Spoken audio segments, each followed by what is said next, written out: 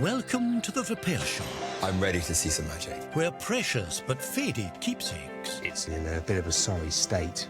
Deep breath. are restored to their former glory. I don't think I'm even breathing at this point. Lovely. So exciting.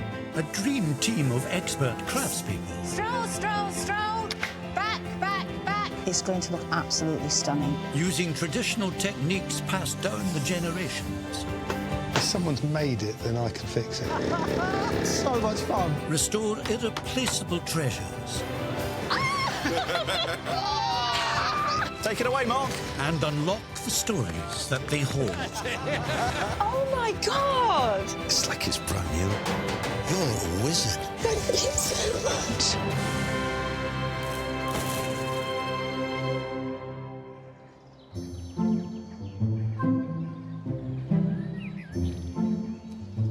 So, why are you walking backwards, Chris? It's good for you, Jules. Is it? You should try it. Oh, go on.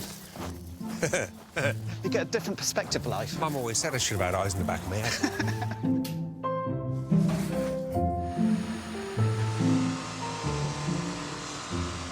First to roll up to the barn is Emilio Nella from Kent, with a hefty piece of his Italian family's heritage, in need of Will Kirk's woodworking skills. You must be Emilio. I am. Pleased to meet you. Lovely to meet you. Please come in. Thank you. Oh, my gosh. That is massive. Heavy as well.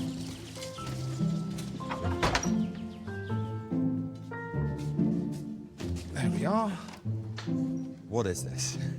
I've got no idea. OK, so this is an Austrian Italian knife sharpener's barrow. Of course it is. Belonging to my great-grandfather, Emilio, the son of a farmer. And his job would have been sharpening the farming implements with a whetstone. Around the late 1890s, his idea was to have a merla, in Italian dialect, built for him, and he would go off and earn some money. He pushed it from the Dolomites, which are now northern Italy, across Austria, and then he went on to London. And that's where he remained. What a journey. And it doesn't look like the lightest thing to be pushing around. For me to stand here and having pushed it literally 150 yards, to imagine that he's pushed this for a year across Europe on foot is just unbelievable. You'd have to be really determined to make a good life for yourself. Yeah, absolutely. Yeah. He was a very strong man, and the last person to have used it would have been my great-grandfather. The first time that I saw this was in my grandfather's garage, under a sack. Waiting for someone to fix it. Yes. Right. What sort of condition would you like this to be in? If it comes back working, with the few repairs from the sides where the wood has rotted, there's a couple of indentations here. The only thing that has really broken from this is the spindle leg that should be connected to here. Okay. That spindle will go through here. So the operative would be pressing down on the pedal. That would turn the cartwheel, and the belt attached to the outside of the cartwheel will then turn the grindstone. It means a lot to me with the history of the machine itself and knowing that he was the last person to use it, and I was named after him. Pressure's on, but I can see how much it means to you. I'll get it looking lovely once again. Thank you very much. Emilio, Thank you. thank you very much. I'll see you soon. Thank you. Thanks, bye-bye.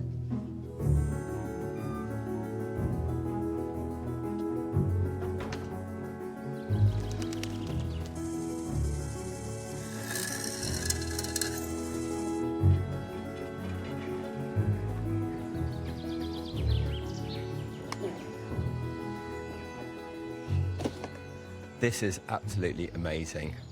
It's kind of like a spinning wheel mixed with a knife sharpener, mixed with kind of a wheelbarrow. The foot pedal on the bottom, that's gone completely. This side panel here is really bad.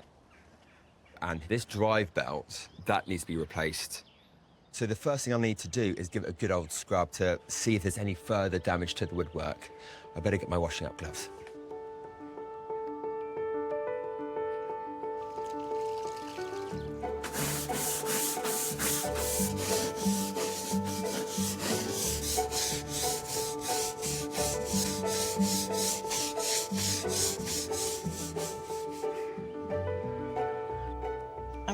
post coming in today. No, it's always exciting, isn't it? It is. I like a nice surprise. Good thing, really. Yes. Ready to reveal all to top toy revivers Julie Tatchell and Amanda Middleditch, Jamie Gain from Hampshire. Hello. Hello. Welcome to the barn. Hello. Hello. Lovely to meet you. You too. This is Po. Hello, Poe. Hi, Poe. Him. Oh, sweet. Tell us about him. When did you get him? So I got Po when I was about 6 years old. As a child, I spent a lot of time in hospital. So I had a chronic pain condition. So as a young child, being in and out of hospital, it was quite sort of an isolating time. I remember kind of lying in hospital beds and just feeling really alone. And then suddenly I would remember that Po was there and he'd kind of be there for me, and he's still there today. It started when I was about 9. I had a condition called complex regional pain syndrome, and it effectively is a nerve pathway problem. So it was a problem with my brain and my foot. Couldn't wear anything on my foot, couldn't get it wet, couldn't wear shoes or socks, couldn't do anything. Even the wind would be really, really painful. So every single Easter holiday, Christmas holiday, summer holiday, I was in hospital. I could see all my friends doing these really cool activities that I just couldn't do because I was recovering from surgery. It got to a point where I was a full-time wheelchair user. I was 16 years old. I'd had 25 operations by that point, and I just reached the end of my tether and said, I kind of want an amputation. I just want to live my life. And eventually it was done in 2016. So you were very young to make that decision. Yeah, but for me, I just knew it was the right one. As soon as I had my amputation, that's it. That was my start of my life. I could then look at walking, running. When I first had my prosthetic fitted, I hadn't walked in 14 years. So, you know, I had my whole world opened up to all these things that I could do. Well, you do look very happy and you do look very fit. Yeah, so I compete internationally for obstacle racing. So Really? distance from kind of 100 metres up to 24-hour races. What sort of obstacles? Anything from a 10-foot wall to kind of mud crawls, barbed wires, fire, water. Wow. Currently ranked #1 in the world for obstacle racing. Yeah. I just love it. My goodness. Thanks. So how does Po fit into this life now? Because obviously you don't Yeah. need him in hospital anymore. No, he's been all over the world. Been to America, he's been to Germany, we climbed Snowdon together, but unfortunately he's not in a state where he can go anywhere. I don't feel comfortable travelling with him. He is at risk of falling apart. Can I just have a little look at Yeah, him? please do. So the back of his neck has a really big hole. He's missing quite a lot of his fur, and you can see that he's been stitched several times. His mouth, which originally fell off, was replaced by my grandma. Oh, she's done a lovely job. Yeah. It's very sweet.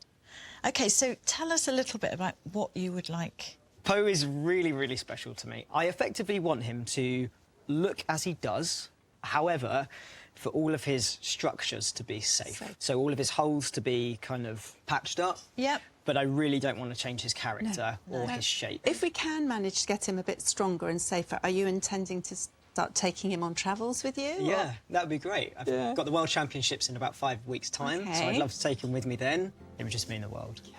It's been an absolute pleasure to meet you. Thank you very much. to meet you. Thank you. Bye. Hi, Jamie. Bye-bye. Come on, Po.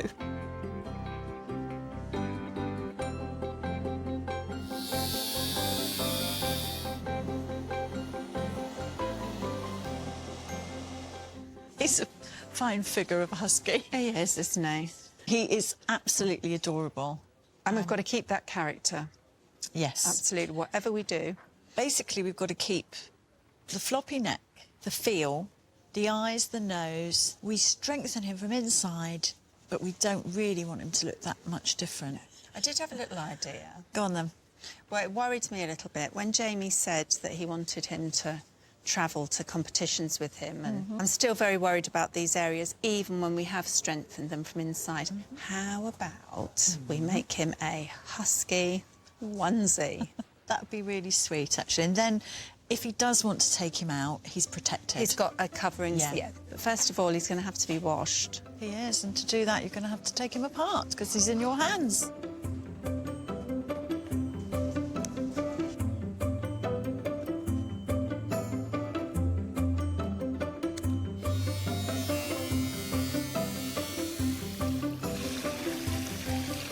I don't trust you with that. What?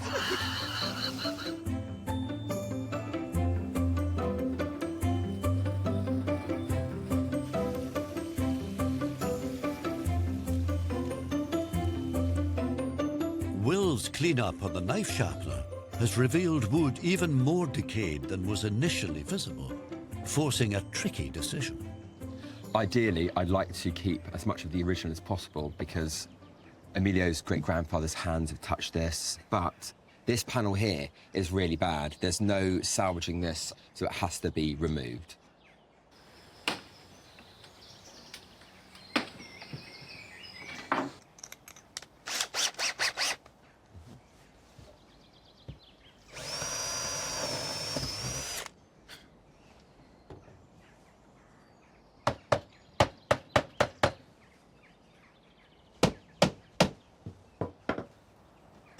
But I can feel it beginning to ease, beginning to move. Oh, there we go. Oh, look at that. There we are. Oh my gosh, look at the state of that. Thankfully, there's enough wood there that I can use this as a template for the new panels.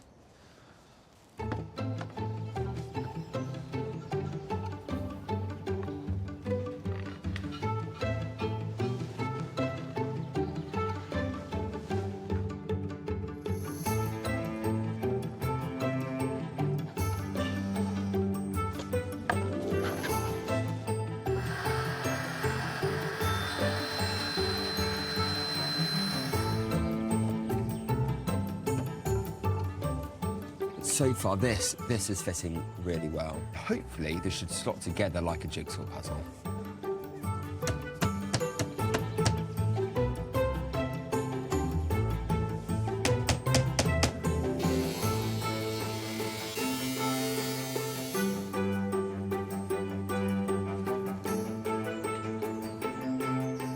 Londoner Danielle Hatton has come to the barn seeking the combined expertise of painting conservator Lucia Scalizzi and guitar doctor Julian Wallace. Hello. Hello. Hi, how are you? I'm good, thanks. Is this your guitar? No, it's actually my dad's guitar. I inherited it from him. What was your dad's name? So my dad was called Colin. He taught himself to play the guitar and to paint, and he put the two together, and he painted this. That's fantastic. He loved painting. He had an art studio. Oh, great. Oh, wow, really? Mostly surrealism or abstract paintings. I don't really have too much that belongs to him. Sentimental-wise, it means so much to me. Okay. So my dad died when I was 11, and he died of an overdose, and he was suffering with mental health. Oh, that's really tough for you. What was he like as a person? He was, I guess, a normal lad. East London, born and raised. Yeah. He was a builder. He was always going to watch Arsenal play. We had some really good memories together. I can remember us going on holiday together and so many things. I remember in his home he had these big bean bags, and he would sit on there and just play the guitar. Yeah. He was really close to my nan, his mum. He was staying with her when she passed away, and after that it was really a big change in my dad that was noticed. I mean, he was painting a long time before his mum died, but it was after that when he really got into painting and the guitar much more. I think probably to deal with the emotions that he had. I'm not sure he really spoke to anyone about his mental health at the time. I think it was very difficult for men. But men were men. Men were men. They were not able to really communicate their feelings, and I can imagine that he needed an outlet, and this creativity was it for him. And I wanted his guitar to be hung on the wall alongside his paintings, so I can tell people his story. Personally, I've gone into social work. I did start out in mental health. I think after dealing with the loss of my dad, I just wanted then to help people. Absolutely, yeah. So what are the main things that you want us to do? The painting on the front, I'm not sure what this is on top of it. That's varnish. Yeah. Some of the metal work is a little bit... No, it's got a bit tarnished, yeah. Yeah.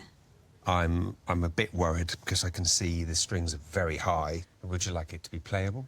Yeah, even though I won't play it myself, but to hear it playing as it once was, it would just bring back to me all of what he was. I'm getting upset now. It's really great that you brought this in, and I'm going to be thrilled to work on it, and we look forward to seeing you soon. Thank you so much for doing this for me. It really means a lot. A pleasure and an honour. Thank you. Bye. Take care. Bye. See you for now. I think you do the structural work first, and then when you're ready, I'll do the surface.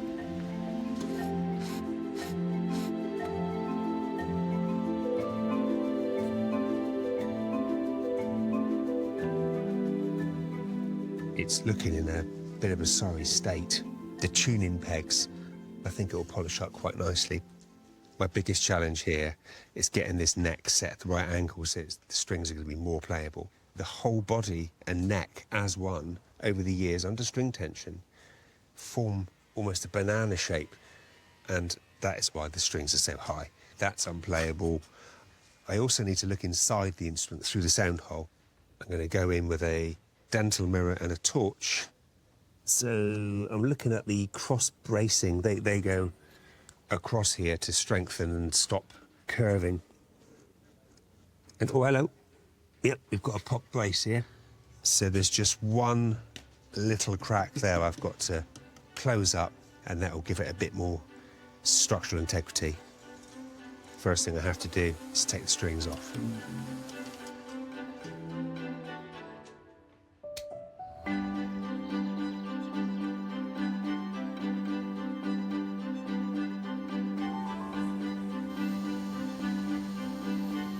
Also in need of a bit of strengthening, Po the husky.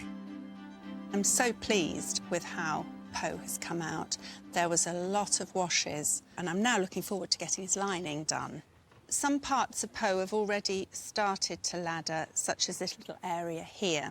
Once I have him lined, I will repair that ladder, but I'll repair it into the lining. That way I'm not putting on any fake fur that isn't part of original Po, but I'm strengthening what's already there. Fleece is actually a lovely fabric to work with because, like felt, it doesn't actually fray.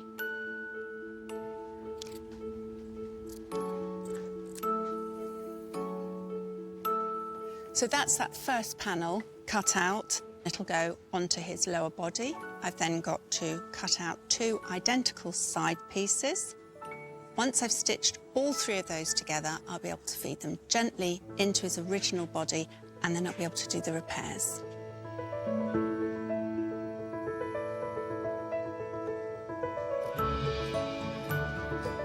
I've got the job of making a onesie for Po.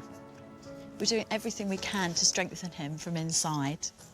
But there are still going to be areas of him that really, really need protection, and this is where we think the onesie will be absolutely perfect. This will help protect him when he goes off on his adventures with Jamie.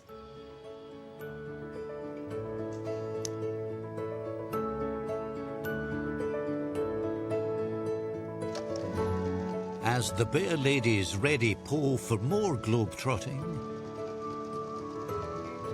Will's on a roll with the well-travelled knife sharpener.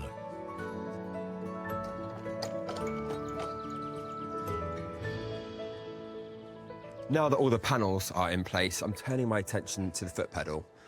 All I've got left, really, is this rotten piece of wood on the bottom.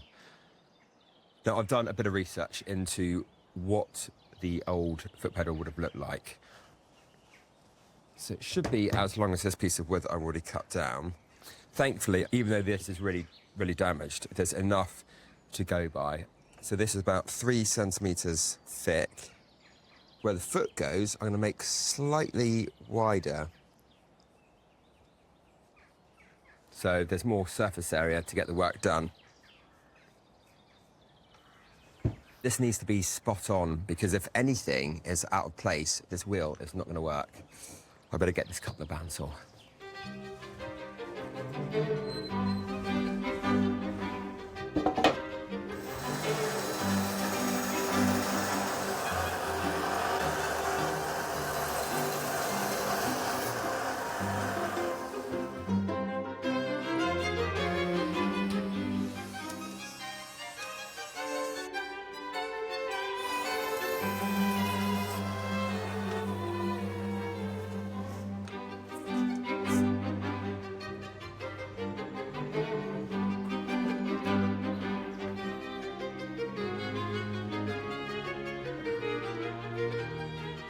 Well, I've cut out the foot pedal. I'm really hoping that I've got this length right, because if it's too short, it's going to be very uncomfortable to use.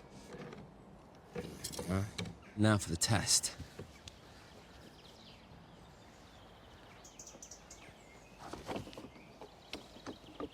There we are. Look at that.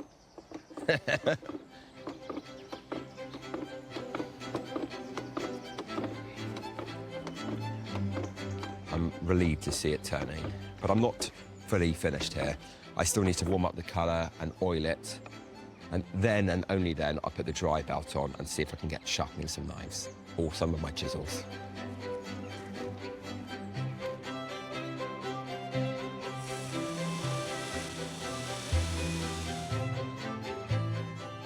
With the strings of the painted guitar removed, Julian's first task is fixing the cracked brace inside its body. I'm using a traditional glue.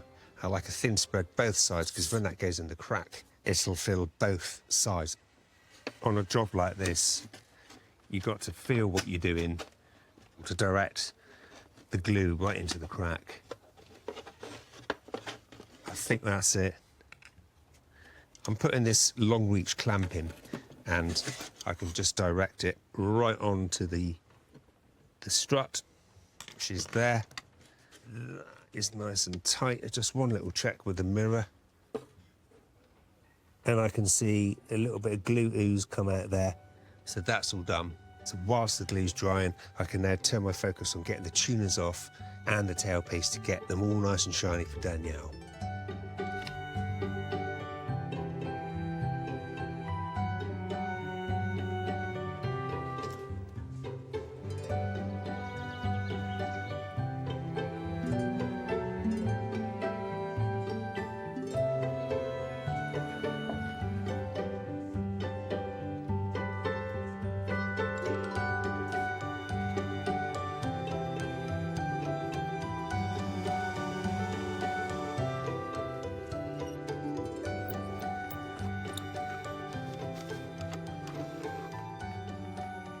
So that's the clamp off, and the loose strut is now secure. I think now it's time to focus on straightening the neck.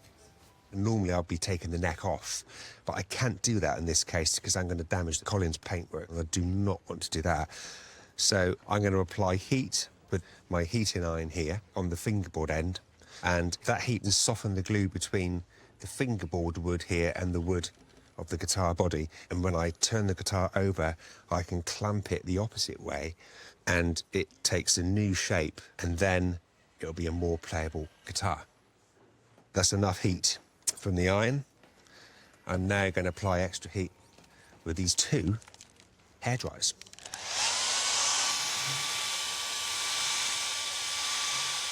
This is a lot less heat than a hot air gun, and this will give just me that heat I want. I now need to turn her over. I've got to act very fast because this thing's cooling and I want it clamped into position ASAP.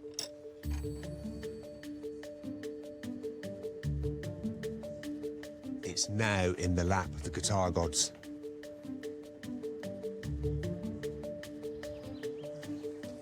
With divine intervention also in mind for the knife sharpening machine, one crucial job remains for Will. Well, I finished all the woodwork, the staining, the waxing. Now I'm on to making sure that this functions properly. And in order to do so, I need a drive belt. The original belt here was made of leather, but this has really dried out over time and it's started to crack. So I found a substitute, which is a sort of nylon woven drive belt. It's really flexible and I'm hoping it's going to do the job.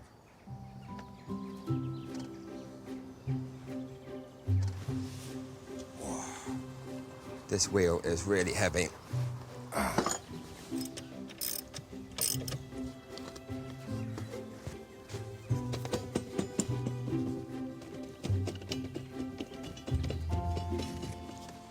Now, this is turning really well. The real test is to get Emilio down here to sharpen some knives. I really hope it works.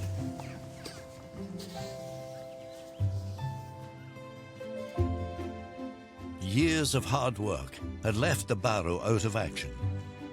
But Emilio hopes to honour the skills passed down through his family, in memory of the great-grandfather who pushed it across Europe. Emilio. I will. Welcome back. How have you been? Very well, thank you. Yeah? Very excited to see this and to use it. You're reincarnating something for me here. Would you like to see what I've done? Yes, please. Yeah? Yes. Okay. Oh.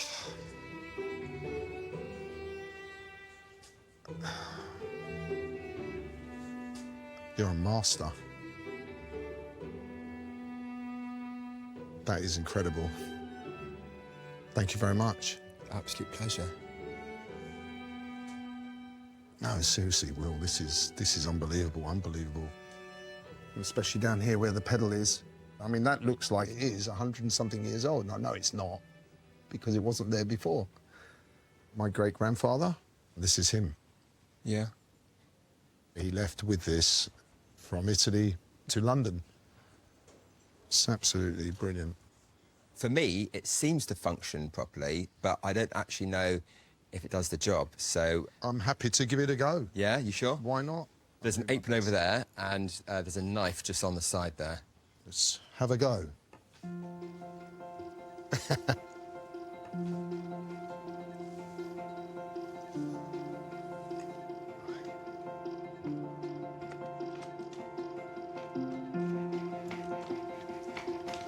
This is it, Will, it's going.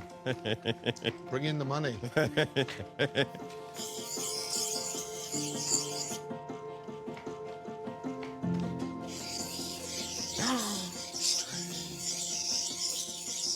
You've got it.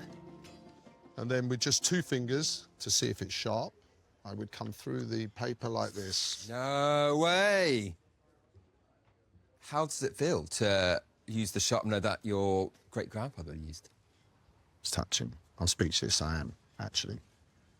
Speechless. You've done an amazing job, seriously. So I'll go and get my chisels to you now. You can give them a sharpen. Gladly do your chisels. Lovely to see you again. I'll see you soon. Thank you very much. Thanks. Thank Bye. you.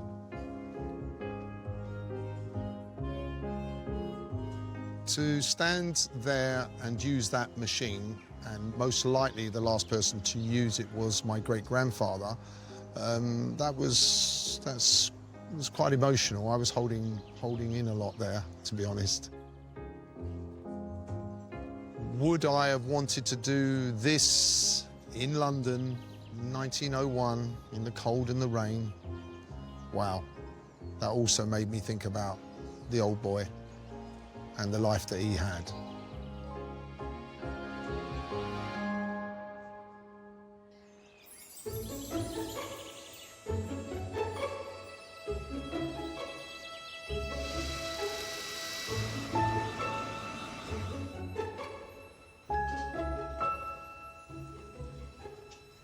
So this clamp's been on for quite a while now, so here goes.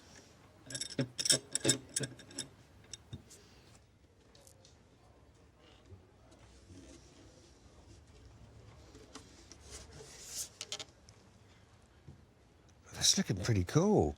So I won't really know until the strings are actually on, but I think this is going to be such a more playable guitar. But it is looking tired, so I really have to get this over to Lucia. Hopefully she can get it looking its best.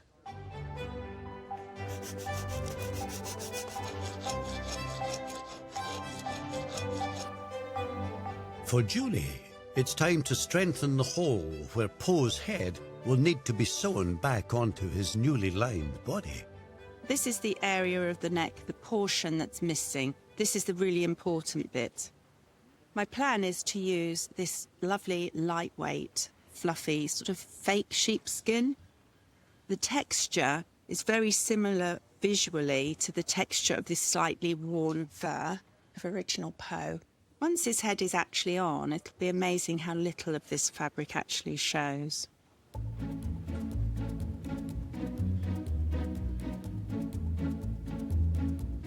Now the collar's in place, I'm just really sort of wiggling and fiddling to be sure that it's exactly where I want it to be before I start stitching.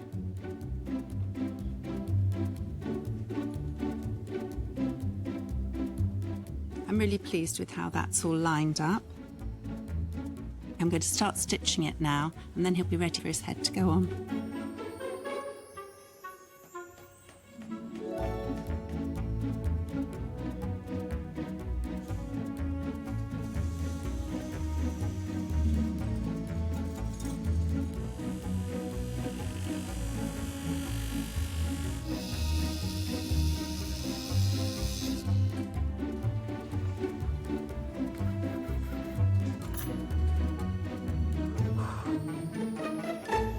I'm working on the guitar.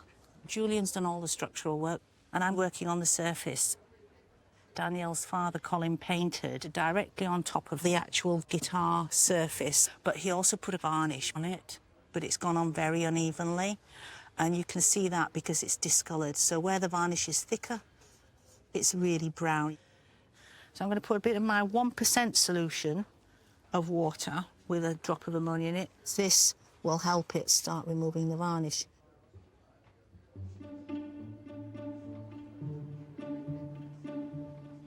The brown is definitely breaking up. I need to go very carefully because the paint surface is really quite vulnerable. It's slow, but it's effective.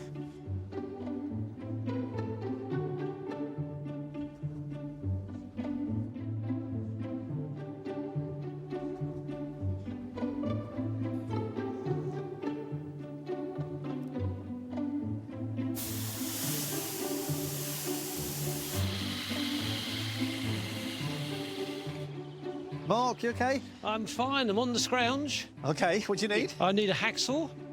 A hacksaw? Yep. Well, bad news for you, I'm afraid. What's that? I've got the hacksaw, Hooray! but I've just broke the blade. Oh.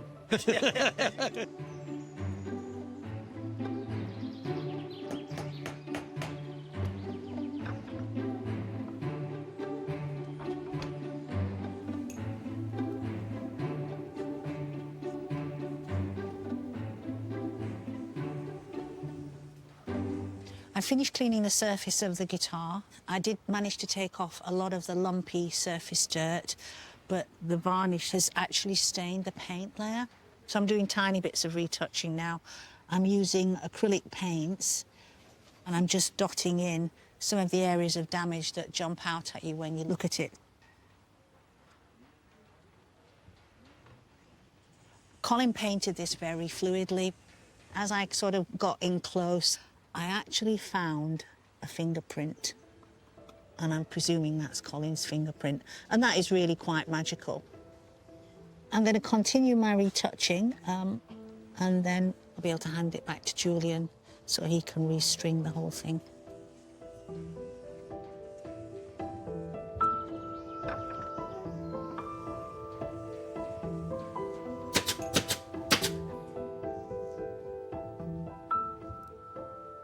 With some careful titivating from the Bear Ladies, Po the Husky's restoration is nearing its conclusion.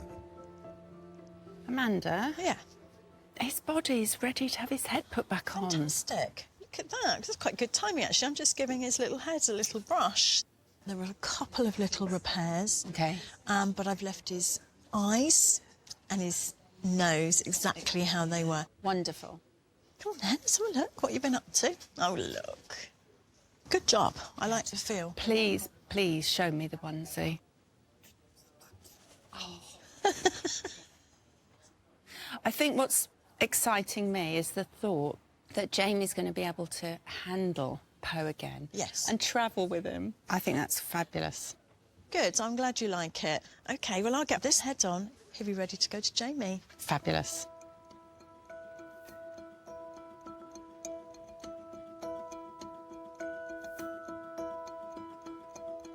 Having been company for a young boy during countless operations and a life-changing amputation, This little hound was falling apart at the seams. Wait for us. I know, put him down. I don't know if I want to.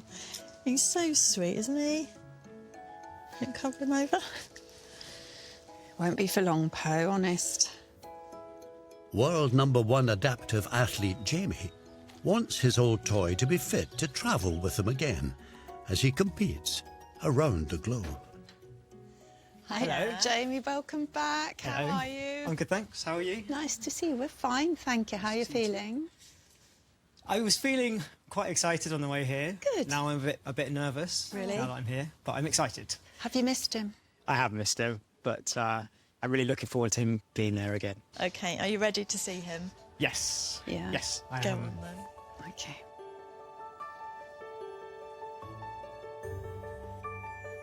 Oh, hello, friend. Oh, wow.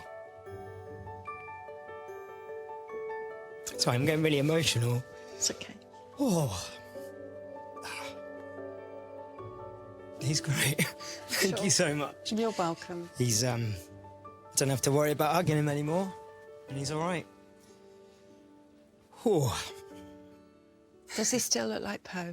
He does very much look like Po. Kind of got my little buddy back. And I feel like before I didn't feel like I could pick him up and hug him and take him with me. But now he feels sound and come with me wherever I go. Yeah. He looks great. Thank you. You're welcome. There is one more thing that we would like to share with you. He's got his own little onesie. Oh. I love it. Would you like to see him in it? Oh, yeah, please. Come on, Po. That will protect him when you're holding him and handling him, when he's in your bag, all those things. Yeah. And that part is detachable, so you can always clean it and pop it back on him. He does look incredibly cute in here. There you go. Thank you. I love it. I think it's great. Amazing. Thank you so much. You're welcome. You're welcome. It's been a pleasure to meet you. Thank Thanks you so for much. coming. Thank you. Enjoy. Bye. Bye, Po. Bye, Jamie. Thanks. He's pleased. He's pleased. Yeah. Po is my little creature who's meant so much to me over the years. To see him restored and to kind of live on really means the world to me. And having him back there is a really nice reminder of perseverance and everything that I've shown to get to where I am now. When I'm going abroad and competing and doing everything that I do, he's that guy who's going to be there. He's like me after my amputation. He's better and more able to do things.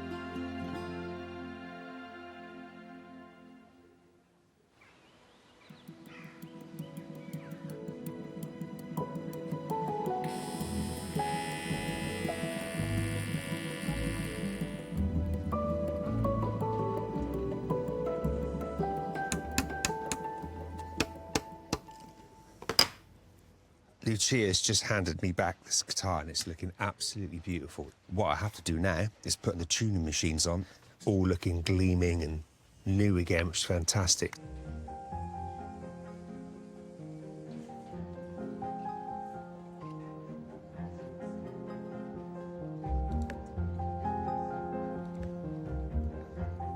That's the tuners all on. Now it's time for the 6 strings.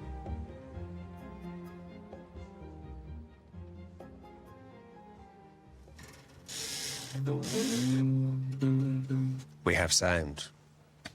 I'm so looking forward to handing it back to Danielle because it is the real connection to Dad. Danielle's late father, Colin, found solace from his troubles in painting and playing this guitar.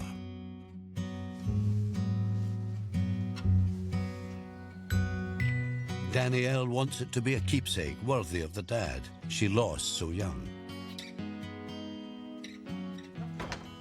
Hi, Danielle. Hello. You look sensational. Oh, thank you. Lovely. I'm so excited. Really? Because this is the main thing that I have left of my dad, and it embodies him. Are you ready to see the guitar? I am ready. Yeah. Go for it. Yeah.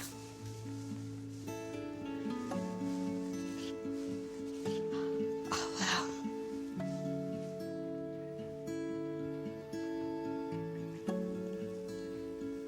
That's lovely.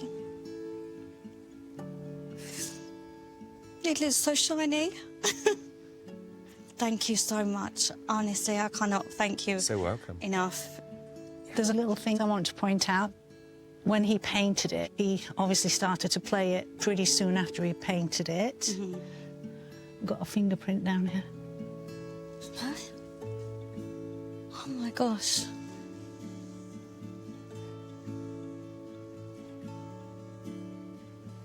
Just makes it ever more special, doesn't it? That's amazing. Thank you. You haven't heard this played in a long time. Would you like me to play a song? Absolutely.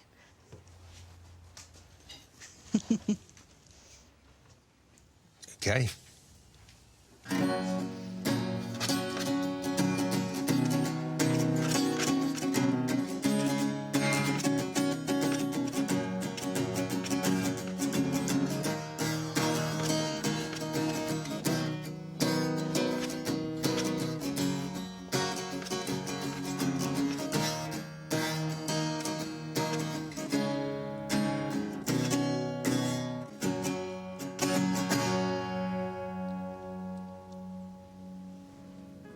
Wow, that's so special. Thank you. Here we go. Oh, wow. It's so good. Oh, wow.